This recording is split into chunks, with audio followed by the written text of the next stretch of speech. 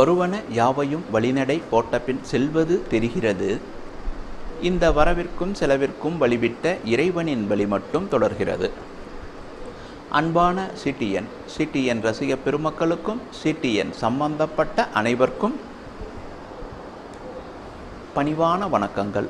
ஜோதிடமும் ஆன்மீகமும் என்ற நிகழ்ச்சியின் மூலம் உங்களை சந்திப்பதில் மன மகிழ்ச்சி கொள்கிறேன். செய்யுள்: வாய்ச்சண்டை போடுபவன் வளமிக்க வாழ்வுடையவன். இது செய்யுளின் பெயர். இச்செய்யுள்: நுண்ணிய வாக்குதன்னில் துவல் மாந்தி பவனம் நிற்கில் மண்ணில் மேல் எவர்களோடும் வழக்கிட்டு சண்டை செய்பவன். எண்ணிய கோபி ரெண்டில் இயல் சுபர் கூடி நின்றால் கண்ணிலில் வியாதி உள்ளான் கதித்திடும் தனத்தானாமே.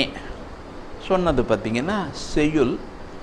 இதனுடைய பொருள் என்னன்னா, 2ஆம் ஸ்தானத்தில் குளிகன் இருந்த வீட்டுக்குடையவன், அதாவது அவர் ஒரு நல்ல இடத்துல இல்லாமல் வேற இடத்துல போய் அமர்ந்து விட்டால் இவ்வுலகில் எல்லோரிடமும் வாதம் பண்ணி சர்ச்சை செய்து கொண்டிருப்பவனாக இருப்பான்.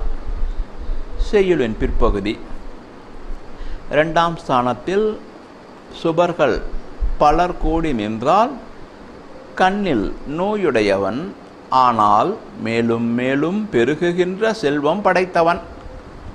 சொன்னது பார்த்திங்கன்னா செய்யுளுடைய பொருள். இனி கிரகத்தன்மையை பார்க்குறோம். செய்யுளின் முற்பகுதி: 2ஆம் ஸ்தானத்தில் குளிகன், இந்த வீட்டுக்கு அதிபதியும் கெட்டு போயிடுறார். ஒரு கட்டம் அப்படிங்கிறது ஆயிரக்கணக்கான வேலைகளை செய்கிறதுன்ட்டு நாம் பலமுறை சொல்கிறோம்.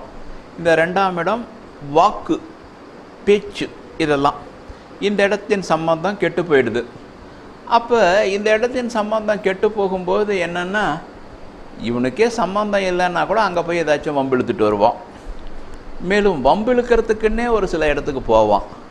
இவனை பார்த்தா ஒரு கூட்டமாக இருக்கிறவங்க கூட, கூட்டமானா இப்போ ஒரு கல்யாண இடம் அப்படின்னாக்கா இவன் என்ன பண்ண போகிறானோ தெரியல. இன்றைக்கி இதெல்லாம் கொஞ்சம் குறைஞ்சிக்கிச்சு. முதல்லாம் பார்த்திங்கன்னா ஒரு இறப்பு வீடுன்னு போயிட்டா அங்கே ஒரு சிலர் பண்ண அட்டகாசம் இருக்கே, டே அப்பா.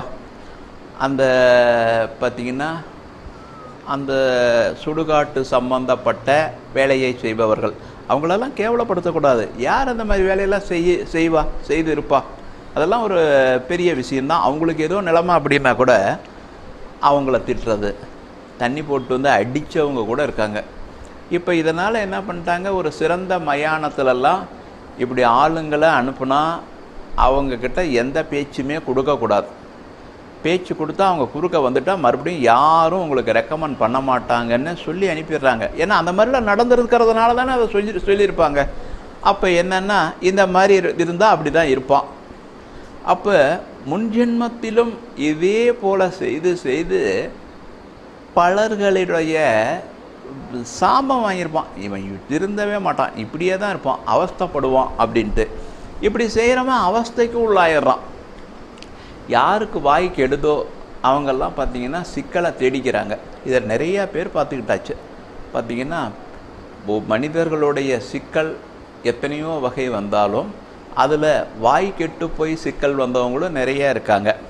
அப்போ இதெல்லாம் முன்னாடியே தெரிஞ்சுக்கிட்டு ஒரு வார்த்தை சரியில்லைன்னா மனிதன் பலவீனம் அடைவான் அப்படிங்கிறத மனசில் நினச்சிக்கிட்டு பார்த்திங்கன்னாக்கா அமைதி கொள்ளுதல், பார்த்திங்கன்னாக்கா குரு பகவானை நினைத்தல், பெரிய பார்த்திங்கன்னா சித்தர்களுக்கு ஈக்குவலாக வாழ்ந்தவர்கள் பார்த்திங்கன்னா ராமானுஜரை நினைக்கலாம், ஆதிசங்கரரை நினைக்கலாம்.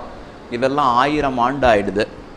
கொஞ்ச காலத்துக்கு முன்னாடி வாழ்ந்த பார்த்திங்கனாக்கா காஞ்சி பெரியவரை நினைக்கலாம், பார்த்திங்கன்னா ரமண மகரிஷியை நினைக்கலாம். இப்படியெல்லாம் இருக்கிறவங்கள நினச்சி நல்ல வார்த்தை தான் வரணும் அப்படின்னு சொல்லிட்டு ஒரு கட்டுப்பாட்டுக்குள்ளே இருந்து காலை மாலை ஓம் நமோ நாராயணாவோ பார்த்திங்கன்னா ஓம் நமச்சிவாயவோ 108 தடவை சொன்னாக்கா இந்த மாறுதல் கிடைக்கும். மாறுதல் கிடைத்தாவே வாழ்க்கை வளம் பெறும்.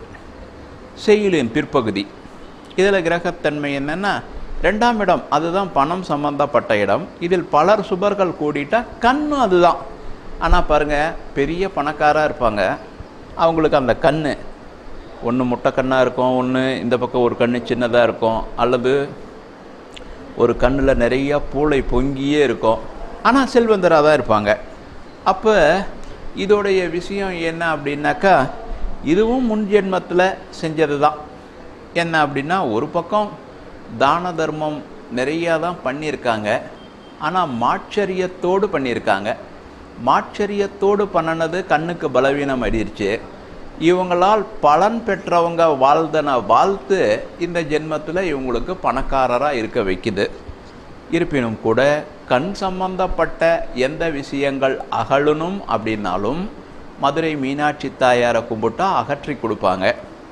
செல்வம் சம்பந்தப்பட்ட எந்த விஷயம் பெருகணுன்னாலும் ஸ்ரீரங்கநாதரை கும்பிட்டா பெருக்கி கொடுப்பாங்க. இதோடு சேர்த்து குலதெய்வத்தை நல்லா கும்பிட்டு வந்தால் கண் சம்பந்தப்பட்டதை சரி பண்ணிக்கலாம், செல்வம் சம்பந்தப்பட்டதை பெருக்கி கொள்ளலாம். அடுத்து அடியனிடம் ஜோதிடம் பார்க்கணும், பொருத்தம் பார்க்கணுன்னா வாட்ஸ்அப்பில் அனுப்பி வச்சே பார்க்கலாம். நேரில் வந்தால் எந்த அளவில் திருப்தி இருக்குமோ அதே அளவில் இருக்கும். நேரமும் மிச்சம், பாதுகாப்பாகவும் இருந்துக்கலாம். பார்ப்பதற்கு ஃபோன்பே ஜிபே செய்தால் போதுமானது. நேரில் தான் வரணுன்னா ஃபோன் பண்ணிவிட்டு வந்துடுங்க. நமது இடம் சேலம் அம்மாப்பேட்டை காவல் நிலைய பின்புறம் திரௌபதி அம்மன் கோவிலுக்கு நேரெதிர் மாடி மேல் ஞாயிறும் செயல்படும். அடுத்து வைரவரியில் உன்னை சுற்றி நடப்பவற்றை அமைதியாக கவனிக்க தொடங்கினாலேயே நீ எடுக்கும் முடிவுகள் தெளிவாக இருக்கும். சரியே, மீண்டும் நாளை பார்ப்போம். அனைவரும் வளமும் நலமும் பெற திருப்பதி திருமலை திருவேங்கடவனின் தாமரை பொற்பாதத்தை பணிகிறேன். நன்றி, வணக்கம்.